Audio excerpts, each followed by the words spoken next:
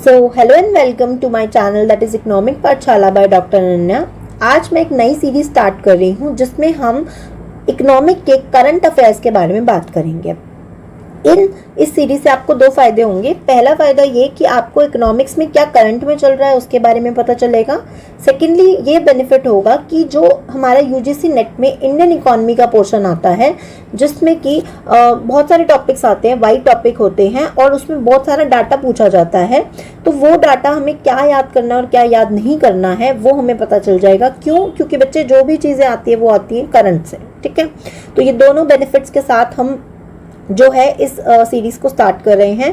Secondly एक चीज़ और बताना चाहती हूँ, ये सीरीज़ जो है ये वीकली आएगी, यानी कि मैं कोशिश करूँगी कि हर संडे या मंडे तक इस वीडियो को अपलोड कर दूँ। हर वीक की वीडियो जो है वो उसके एंड में आ जाएगी, यानी संडे को आ जाएगी। ठीक है, तो स्टार्ट करते हैं पहली न्यूज़ से।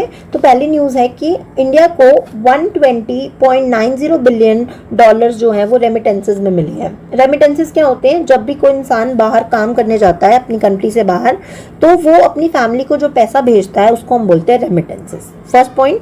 सेकेंड, आपको ये याद रखना है कि ये बीओपी का पार्ट है। बीओपी क्या होता है? Balance of payment. Balance of payment में दो अकाउंट होते हैं, current account and capital account, और ये किसका पार्ट होता है? करंट अकाउंट का। तो ये बात आपको याद रखनी है। ठीक है, अब क्वेश्चन आता है कि ये डाटा रिलीज किसने किया है? आरबीआई ने रिलीज किया है। ठीक है, बीओपी के डाटा के साथ रिलीज किया, और रेमिटेंसेस को हम प्राइवेट ट्रांसफर भी बोलते हैं। ये बात भी आपको याद रखनी है।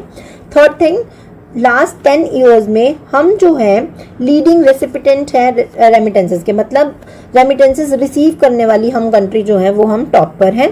सबसे ज़्यादा पैसा जो है, अब कोई ये भी पूछ सकता है कि सबसे ज़्यादा पैसा हमें कहाँ से मिल रहा है, तो सबसे पहला USA, then UAE, then UK and Singapore. तो USA, UAE, UK and Singapore.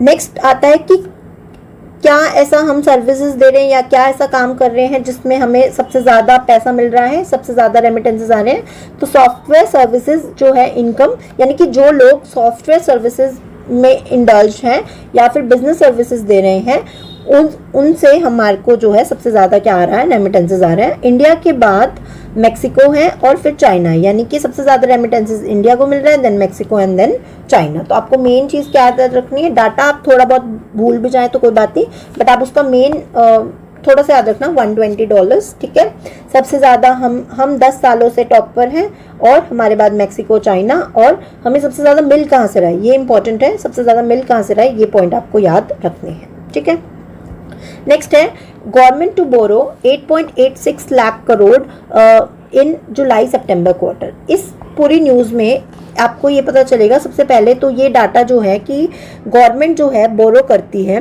ठीक है, किससे? आरबीआई से बोरो करती है। ठीक है, और कौन सी स्टेट्स करती है? दोनों स्टेट्स और यूटी दोनों ही बोरो करती है, यानी central government plus state government दोनों बोरो करते हैं। और आप देख रहे हैं कि हम क्वार्टर्स में बोरो करते हैं। तो क्वार्टर्स में मतलब कि सबसे पहले क्या होगा? अप्रैल, मई, जून, फिर ये जो सेकंड क्वार्टर है यानी कि जुलाई, अगस्त, सितंबर वाला जो क्वार्टर है, इसमें हम 8.86 लाख करोड़ जो है वो बोरो करेंगे। ठीक है, इस सब पूरे उसमें आपको कुछ भी याद नहीं रखना है, बस आपको इतना याद रखना है कि गवर्नमेंट जो है, गवर्नमेंट की मार्केट बोरोइंग टोटल जो हमने बजट में डिसाइड की थी वो कितनी है? 14.13 लाख करोड़। ठीक है, तो आपको बस इतना याद रखना है कि 14 लाख करोड़ जो है हमने डिसाइड किया है, या गवर्नमेंट ने डिसाइड किया है कि वो मार्केट से बोरो करेगी। किसमें? इस बजटेड ईयर 25-26।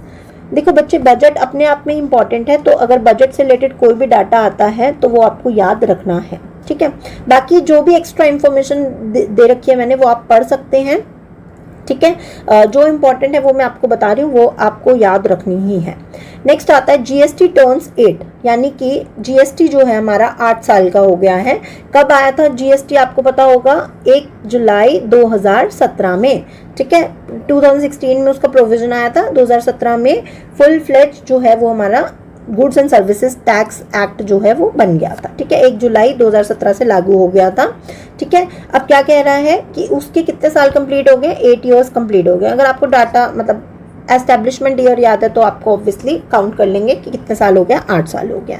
तो आप देखेंगे 24-25 में जीएसटी कलेक्शन जो है 22.08 लाख करोड़ था, जो कि 9.5% ज़्यादा है जो कि हमने पिछले साल कमाया था, यानी 23-24 में जो भी अर्न किया था, जितना जीएसटी आया था उससे बढ़कर आया है। ठीक है, अब ये डाटास क्या है, अब इसमें आपको डाटा याद नहीं रखना है कि भाई हाँ इतना कलेक्ट हुआ था, बस आपको ये पता होना चाहिए कि पहले से इंक्रीज हुआ है। एक ट्रेंड आपको थोड़ा बहुत याद रखना है कि इनकेस आपसे कुछ ऐसा स्टेटमेंट बेस्ड क्वेश्चन बन जाए तो आपको पता हो। ठीक है, अब कुछ स्टैटिक फैक्ट्स हैं जो कि पूछे गए हैं पहले पेपर में भी, और जो पूछे जा सकते हैं वो सारे मैंने मेंशन किए हैं। जैसे कि जीएसटी में रेट्स कितने होते हैं, 5 रेट होते हैं। ठीक है, 2018 में ये पूछा गया क्वेश्चन, 0%, 5, 12, 18 और 28। आपको पता होगा गोल्ड के लिए जो है वो अलग से जो है आपका रेट अलग होता है। ठीक है, वो इसमें काउंट नहीं होता है। तो आपकी टोटल स्लैब्स कितनी है, 5 स्लैब्स हैं, आपको ये याद रखनी है। ठीक है, फादर ऑफ जीएसटी हम किसको बोलते हैं, अटल बिहारी वाजपेयी जी को बोलते हैं। जीएसटी सजेस्ट किसने की थी, केलकर कमेटी ने। उसके लिए कौन सा कॉन्स्टिट्यूशनल अमेंडमेंट एक्ट हुआ था, 101 कॉन्स्टिट्यूशनल अमेंडमेंट एक्ट हुआ था। ओके, देन मैंने बता ही दिया 2016 में इसका प्रपोजल आया था। पहला कौन सा स्टेट है जिसने इसको अडॉप्ट किया था, असम है। और पहली ऐसी कौन सी कंट्री है जिसने इसको अडॉप्ट किया था, तो वो फ्रांस है। और हमने मॉडल किसका अडॉप्ट किया है, कनाडा का। 3 बातें हैं, स्टेट कौन सी है, असम है। जो कंट्री थी वो जिसने अडॉप्ट किया वो हो गई हमारी फ्रांस, लेकिन हमने मॉडल किसका अडॉप्ट किया है, कनाडा का। ठीक है, उसके बाद जीएसटी काउंसिल 279। तो मैं ये मान के चलती हूँ आपको फाइनेंस कमीशन जो है उसका आर्टिकल 280 याद होगा। ठीक है, थोड़ा ऐसे वाले नंबर्स याद हो जाते हैं, बस उससे याद रखना है कि जीएसटी जो है फाइनेंस कमीशन पैसे से रिलेटेड, जीएसटी भी पैसे से रिलेटेड। तो ऐसे याद रखना है कि उससे जस्ट एक जो पहले है 279 जो है वो हमारा काउंसिल के लिए आर्टिकल हो गया, आर्टिकल 279। ठीक है, article 279 is for GST council, कि एक जीएसटी की काउंसिल बनेगी, उसके लिए हमारा आर्टिकल है 279। कॉन्स्टिट्यूशनल अमेंडमेंट एक्ट मतलब कौन से हमारे कॉन्स्टिट्यूशन में अमेंड करके इस चीज़ को डाला गया है, 101। सिंपल, 100 में 1 शगुन, ये तो शगुन हो गया ना, तो ये ऐसे याद हो जाएगा। पावर, अब हम टैक्स कर सकते हैं या कौन से आर्टिकल पर कितना टैक्स लगेगा, इस चीज़ की पावर हमने किसको दे रखी है, जीएसटी काउंसिल को। अब क्योंकि जीएसटी काउंसिल का आर्टिकल है 279, पावर किसको दे रखी है, हमने जीएसटी काउंसिल को दे रखी है, तो उसका क्या हो जाएगा 279A। ठीक है, और 4-5 टैक्स ही लगाने हैं, ज़्यादा नहीं लगाने। ठीक है, ऐसे याद रखना, 4-5 टैक्स ही लगाने हैं, तो 4 और 1, ठीक है, 4-5 टैक्स ही लगाने हैं। तो 279A सबसे पहले हमें टैक्स लगाने हैं, तो सबसे आगे हो गया 4 और 1। ठीक है, 41 कुछ और आप वैसे भी याद कर सकते हैं, मैं जस्ट आपको ट्रिक बता रही हूँ ताकि आपको थोड़ा बहुत याद रहे। देन उसके बाद आता है कि हमारा जो जीएसटी है वो 3 तरह के होते हैं, सेंटर जीएसटी, स्टेट जीएसटी और आईजीएसटी क्या है, इंटीग्रेटेड जीएसटी। तो ये कुछ स्टैटिक फैक्ट्स हैं जिसमें से ये प्रीवियस ईयर का क्वेश्चन है। एक और पॉइंट जो आप मुझे बताएंगे कि ऐसी कौन सी आइटम्स हैं जिस पर अभी भी जीएसटी नहीं लगता है, ऐसी कौन सी आइटम्स है जिस पर जीएसटी अभी भी नहीं लगता है, right in the comment box. ठीक है, कुछ आप सर्च करेंगे तो आपको भी चीज़ें क्या होगी, याद हो जाएंगी। ये आपका होमवर्क है। ठीक है, नेक्स्ट है USA to impose 500% tariff on India, China and Russia. Obviously ये क्वेश्चन नहीं आएगा, बट आपको पता होना चाहिए कि दीन दुनिया में क्या चल रहा है। तो आपको पता है कि यूएसए ने क्या बोला है, अगर कोई भी कंट्री, फॉर एग्जाम्पल हम इंडिया का लेते हैं, इंडिया जैसे रशिया से ट्रेड करती है, आपको पता होगा, हम जो है हमारा जो आर्म्स हैं मतलब कि डिफेंस का जो सामान है वो हम रशिया से भी लेते हैं, यूएसए से भी लेते हैं। तो अगर हम कोई चीज़ कोई भी ट्रेड कर रहे हैं, मान लो एक्सपोर्ट कर रहे हैं कोई चीज़ हम रशिया को, और वही चीज़ फिर हम यूएसए में भी एक्सपोर्ट कर रहे हैं, तो यूएसए बोलता है, यूएसए में कौन है अभी, डोनाल्ड ट्रंप, सबको पता होगा, सबकी नाक में दम किया हुआ है उन्होंने। तो डोनाल्ड ट्रंप जो है वो बोलते हैं कि अगर वही कंट्री रशिया के साथ भी ट्रेड कर रहा है और फिर हमारे साथ भी ट्रेड कर रहा है, तो हम उनके आइटम्स पे कितना टैरिफ लगाएंगे, 500% टैरिफ लगाएंगे। और इस बिल क्यों बोल रहे हैं, क्योंकि अभी एक्ट नहीं बना है। ठीक है, तो उस बिल को उन्होंने क्या नाम दिया है, sanctioning supporters of Russia act. Sanctioning मतलब सैंक्शन लगा रहे हैं, उन पे रिस्ट्रिक्शंस लगा रहे हैं, उन पे रोक लगा रहे हैं जो कि सपोर्ट करते हैं रशिया को, सपोर्टर्स ऑफ रशिया एक्ट। ठीक है, आपको पता है यूएसए, अगर आपने थोड़ी बहुत हिस्ट्री पढ़ी है तो आपको पता है यूएसए और रशिया का जो है 36 का आंकड़ा रहता है, तो that's why they don't like it, इसलिए वो क्या कर रहे हैं, टैरिफ लगा रहे हैं। यही बात मैंने यहाँ पर लिखी हुई है। अब इसमें और आप क्या कर सकते हैं, आप इस पे ये कर सकते हैं, अगर आप और डिटेल्ड एनालिसिस करना चाहते हैं तो ये देख सकते हैं कि इससे what is the impact on India's trade. For example आप मान लीजिए कोई क्या करते हैं, फॉर एग्जाम्पल आप कोई इंटरव्यू में जाते हैं तो आपसे ऐसे क्वेश्चंस पूछ सकते हैं कि अभी जो करंट में चल रहा है, आप देख रहे हैं ट्रेड वॉर चल रहे हैं या टैरिफ वॉर्स चल रहे हैं, तो इससे हमारे ट्रेड पे, इंडिया के ट्रेड पर क्या इम्पैक्ट पड़ेगा, इंडिया की ट्रेड पर क्या इम्पैक्ट पड़ेगा। आई विल ट्राई कि नेक्स्ट टाइम से मैं ऐसी चीज़ों को भी इंक्लूड करूँ। अभी मैं आप लोगों पर छोड़ती हूँ कि आप इसको स्टडी कीजिए। Next, cabinet node for employment link incentive scheme, बहुत इंपॉर्टेंट स्कीम है। स्कीम से क्वेश्चंस आता है और जो खासकर जो न्यूज़ में रहती हैं स्कीम्स, उन पे ज़्यादा क्वेश्चन बनते हैं, तो आपको ध्यान रखना है कि कैबिनेट ने नोट दिया है, नोट मतलब एग्री हुई है, ठीक है, कि एम्प्लॉयमेंट लिंक इंसेंटिव स्कीम जो है उसको हमें प्रमोट करेंगे ताकि 3.5 करोड़ जॉब्स जो है हम क्रिएट कर सकें। तो आपको ये याद रखना है कि ये 2024-25 के बजट में हमने अनाउंस की थी। क्या अनाउंस किया था कि PLI एम्प्लॉयमेंट लिंक स्कीम जो है वो हम लाएंगे, ठीक है। और इसके साथ मतलब 5 स्कीम्स के अंदर एक ये स्कीम्स थी जो PM मोदी ने 24-25 में अनाउंस की थी, जिसमें कि टोटल खर्चा कितना हुआ है, देखो कितना सिंपल है, 9966 और 4, इतना करोड़ आउटले जो है हमने लगाया है। इसका मेन एम क्या है कि यूथ को एम्प्लॉयमेंट प्रोवाइड करना, सोशल सिक्योरिटी कर देना और फॉर्मलाइज करना वर्कफोर्स को। यानी कि ऐसे बहुत सारे वर्कर्स हैं जो कि आज भी अनऑर्गेनाइज सेक्टर में काम कर रहे हैं। अनऑर्गेनाइज मतलब जिनका कोई गवर्नमेंट के पास रिकॉर्ड नहीं है। तो इससे क्या होगा, एक तो लोगों को सोशल सिक्योरिटी मिलेगी, ठीक है, सोशल सिक्योरिटी मिलेगी, और वो EPFO में रजिस्टर होंगे, एम्प्लॉयमेंट प्रोविडेंट फंड ऑर्गेनाइजेशन में रजिस्टर होंगे, तो हमें ये पता चलेगा कि हमारे यहाँ वर्कफोर्स कितनी है, काम करने वाले लोग कितने हैं। अब वर्कफोर्स आया तो आप मेरे को एक और चीज़ बताएंगे होमवर्क में कि what is the difference between labour force and workforce, क्या होता है लेबर फोर्स और क्या होता है वर्कफोर्स, ठीक है। ये सारे आपके इंडियन इकोनॉमी के करंट की चीज़ें हैं, आपको ये सब चीज़ें पता होनी चाहिए, ठीक है। और यूथ को एम्प्लॉयमेंट प्रोवाइड करवाना ही इनका उद्देश्य है। 3.5 करोड़ जॉब्स इससे क्रिएट होंगी 7 सालों में, 1 अगस्त 2025 से शुरू होगी और 31 जुलाई 2032 यानी 2032 तक ये जाएगी। तो ये बहुत इंपॉर्टेंट है, टाइमलाइन याद रखना, 25 से 32 तक, ठीक है, और 25 के भी अगस्त में, ठीक है। तो it is very important, so remember it, ठीक है। इसमें और भी है कि आगे 2 इंस्टॉलमेंट्स में पैसे दिए जाएंगे आपको, वो सब चीज़ें हैं, बट उतना डेप्थ में आपको जाने की ज़रूरत नहीं है। Next is new executive director of RBI, ठीक है। एग्जीक्यूटिव डायरेक्टर बनाए गए हैं RBI के। तो RBI का जो स्ट्रक्चर है वो थोड़ा बहुत आपको पता होना चाहिए कि RBI में एक तो होते हैं गवर्नर, ठीक है, एक होते हैं हमारे गवर्नर। कौन है हमारे अभी करंट में गवर्नर? 26 नंबर के संजय मल्होत्रा हैं, ठीक है, संजय मल्होत्रा। अब देखो एक और मेन चीज़ जो हम इस सीरीज़ के साथ करना चाहते हैं, अगर आप बार बार चीज़ें सुनते रहेंगे, जैसे RBI है, RBI के बारे में सुनेंगे, धीरे धीरे ये चीज़ें करेंगे तो आपको इनके नाम याद करने की ज़रूरत नहीं पड़ेगी, ठीक है। न्यूज़ में बार बार आते हैं तो आपको वैसे ही याद हो जाएंगे, ठीक है। और करंट में कौन किस पोजीशन पे है ये पता होना आपको बहुत ज़रूरी है, ठीक है, as a student of economics. तो पहले हमारा गवर्नर कौन है? संजय मल्होत्रा। 4 होते हैं डिप्टी गवर्नर, ठीक है, जिसमें अभी रिसेंटली अपॉइंटेड है, आई थिंक ये अप्रैल में ये अपॉइंट हुई थी, पूनम गुप्ता है। उसके अलावा T रविशंकर है, M राजेश्वर राव, S जानकी रमन, ठीक है।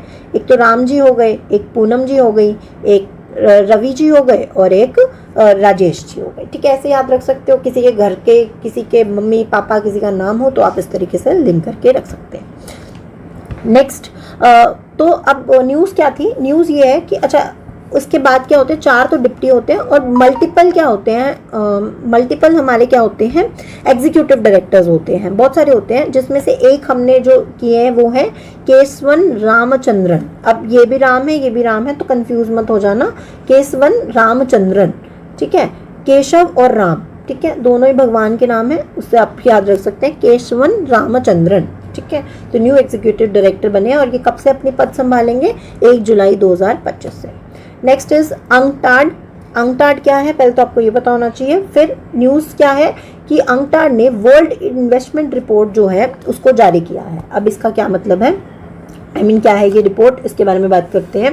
तो अंकटाड के बारे में बात करते हैं। UNCTAD means United nation conference on trade and development, यानी कि एक ऐसी यूएन की कॉन्फ्रेंस है जो कि ट्रेड और डेवलपमेंट से रिलेटेड चीज़ों को डील करती है। बॉडी है किसकी, यूएन की, यूएन मतलब यूनाइटेड नेशन, 1964 में स्टेब्लिश हुई है, हेडक्वार्टर जनेवा में है, ठीक है। उसके बाद रिपोर्ट्स कौन कौन सी पब्लिश करती है, एक तो वर्ल्ड इन्वेस्टमेंट रिपोर्ट जो कि आई हुई है, और दूसरी रिपोर्ट है trade and development report. Obviously trade and development है तो ट्रेड एंड डेवलपमेंट रिपोर्ट यही करते होंगे, और ट्रेड से पैसा आता है, इन्वेस्टमेंट आती है, तो ऐसे भी याद रख सकते हैं वर्ल्ड इन्वेस्टमेंट रिपोर्ट किसकी है, अंकटाड की है, ठीक है। अब ये क्या कह रहा है कि जो रिपोर्ट इन्होंने पब्लिश की है इसके अकॉर्डिंग इंडिया जो है 15th रैंक पे है in the world FDI inflows, यानी कि 2024 में अगर हम देखें, देखो ये 25 का नहीं है, आपको ये भी चीज़ें ध्यान रखनी है, किसका डाटा है, 24 का, इसमें हमारी रैंक क्या है, 15th है एफडीआई इनफ्लोज में। ये भी ध्यान रखना है कि एफडीआई आने में एफडीआई कितना आ रहा है वो हम उस नंबर में हम कहाँ पर हैं, 15th पर हैं। हम एक रैंक स्लिप हुए हैं, यानी कि 2023 में हम 16 पे थे, अब 15 पे हैं, तो ये अच्छी बात है ना कि यानी इन्वेस्टमेंट जो है हमारा आ रहा है ज़्यादा। तो 2023 में हम 16वें नंबर पे थे, 2024 में हम 15वें नंबर पे हैं, ठीक है। इस तरीके से आपको याद रखना है। और ऑल्दो हमारे इंडिया का जो एफडीआई फ्लो है वो कम हुआ है, ड्रॉप हुआ है, स्टिल हम क्या हुए हैं, एक रैंक बेटर पर आए हैं 2024 में, ठीक है। अब टॉप रेसिपिटेंट्स ऑफ टोटल एफडीआई, यानी सबसे ज़्यादा इनफ्लो कहाँ आया है, सबसे पहले यूएसए में, सेकंड है सिंगापुर में, और तीसरा है हांगकांग में। तो एक और जो हमने रैंक वाला ऊपर पढ़ा था, याद होगा आपको, कौन सा पढ़ा था बताओ, ये तो एफडीआई का हो गया, हमने रेमिटेंसेस का पढ़ा था कि लास्ट 10 सालों से हम क्या हैं, टॉप पर हैं, और हमें सबसे ज़्यादा रेमिटेंसेस यूएसए से, यूएई, यूके और सिंगापुर से आ रहा था, राइट। देखो याद है, अभी मैंने पढ़ाया आपको ये।